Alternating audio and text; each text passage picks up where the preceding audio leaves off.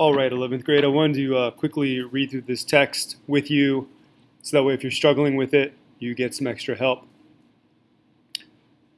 This is Self-Reliance by Ralph Waldo Emerson. He says there's a time in every man's education.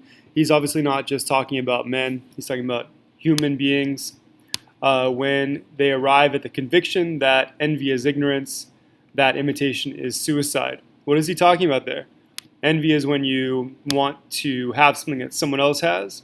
So he's saying to be that way is to be ignorant. And to imitate someone is not literal suicide, but it's more of a death of the self. So he's obviously already writing about how it's not good to be like other people or to try to be like other people. That he must take himself, for better or worse, as his portion. In this case, portion does not refer to a meal and how much food you get. If you look at the definition here, the archaic definition is a person's destiny or lot. So, for better or worse, we must take ourselves for our destinies. Whatever our destiny is, that's what we need to accept. That though the wide universe is full of good, and then here's a metaphor, no kernel of nourishing corn can come to him, us really, but through our own toil, bestowed on that plot of ground which is given to him to till. So again, that's a metaphor.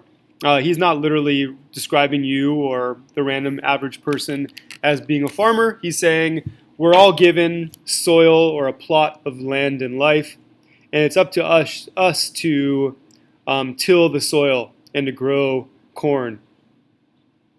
He then goes on to say, trust thyself. Every heart vibrates to that iron string. Again, he's elaborating on this idea that we need to listen to our own selves, our own hearts. Accept the place the divine providence has found for you. This term providence or divine providence refers to God, the power of this spiritual power.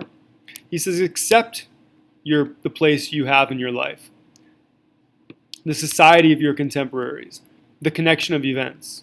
Great men have always done so, and confided themselves childlike to the genius of their age, betraying their perception that the absolutely trustworthy was seated at their heart, working through their hands, predominating in all their being. In other words, great men or great human beings have always trusted themselves and confided in themselves. And shown, betraying means to show, to show their perception or perspective that what's in their heart, right? There's that, he's reiterating this idea, is what we should listen to, right? If you want to be great, you have to listen to your heart, working through their hands, etc. Whoso would be a man, I think he's referring to a great man, right, or a great human being, let's not be confused there, must be a nonconformist. So now he's getting to his point. Up here he was talking about don't envy, don't imitate, trust yourself. Now he's saying don't be a conformist, meaning be unique. Don't conform, don't try to be don't try to be like someone else. He who would gather immortal palms, and we can look at this note here, it says immortal palms, everlasting triumph and honor. In ancient times people carried palm leaves as a symbol of victory, success, or joy. So if you want to be successful, you must not be hindered by the name of goodness, but must explore if it be goodness. In other words, don't take someone else's word for what's good, what's right or wrong. You need to figure it out on your own, what is good, what is right and wrong. Nothing is at last sacred but the integrity of your own mind. So don't put your faith in other people, but rather in your ability to decide for yourself. He says, absolve you to yourself, and you shall have the suffrage of the world. So we look at the note, approval, support. So as long as you trust in yourself, the world will support you. I remember an answer which, when quite young, I was prompted to make to a valued advisor who was wont to importune, let's look at the term here, ask persistently, with me the dear old doctrines of the church. Sounds like it might have been a pastor or some other religious figure in his life when he was younger.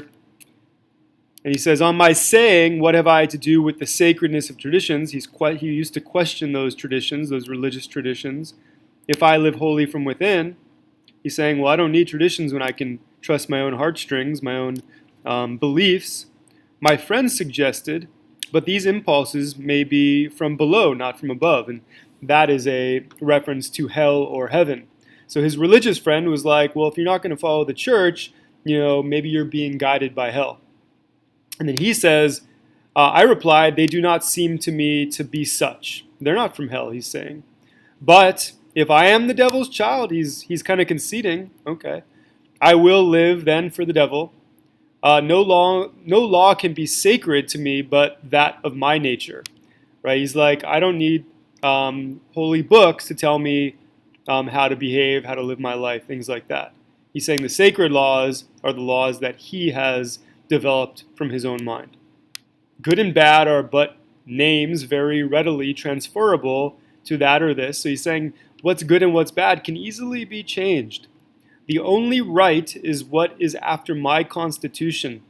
In this case, constitution refers to what makes him feel good. The only wrong is what is against it. What I must do is that all that concerns me, not what people think. So obviously Emerson was concerned about being judged by people, and he's saying, I don't need to be concerned about them. I need to be concerned about myself and my thoughts. This rule, equally arduous in actual and intellectual life, may serve for the whole distinction between greatness and meanness. So if you can trust yourself, that will make the difference between being great and being mean. In this case, the word meanness probably refers to being unsuccessful or being not sophisticated, perhaps. You can probably look it up and find a definition, a more archaic or older definition. It is the harder because you will always find those who think they know what is your duty better than you know it. In other words, he's saying everyone wants to tell you how you should behave. They think they know what is your duty better than you know it. Obviously, he doesn't believe in that. He doesn't agree with that idea. It is easy in the world to live after the world's opinion. Sure, it's easy to follow trends. It is easy in solitude to live after our own. But the great man is he who, in the midst of the crowd, keeps with perfect sweetness of the independence of solitude. In other words, when we're in a crowd, it's easy to follow the crowd. When we're alone, it's easy to follow our own thoughts.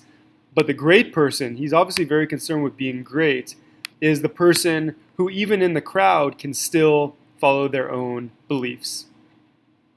For nonconformity, the world whips you with its displeasure. In other words, you're going to be judged if you're unique.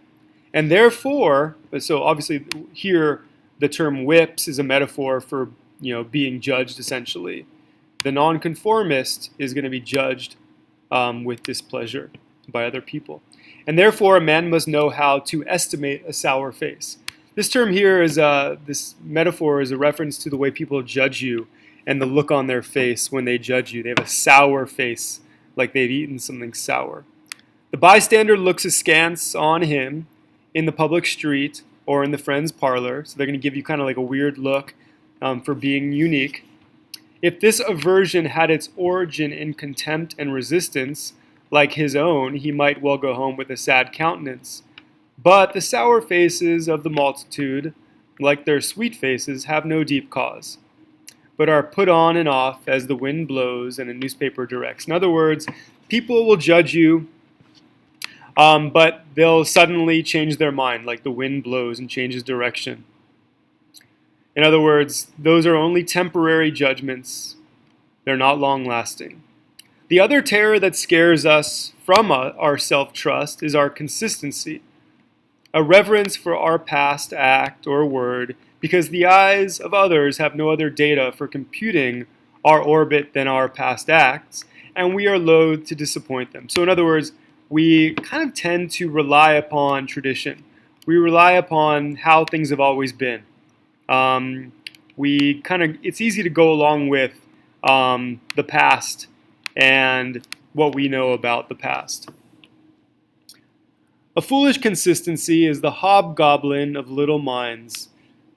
You could probably infer what that term hobgoblin means. It's not a term of praise or endearment. He's obviously making a criticism. If you're too consistent, if you follow too many traditions, you're foolish, and it's like having a little mind. It's not thinking for yourself. Adored by little statesmen and philosophers and divines. With consistency, a great soul has simply nothing to do. So being consistent, following traditions, is boring.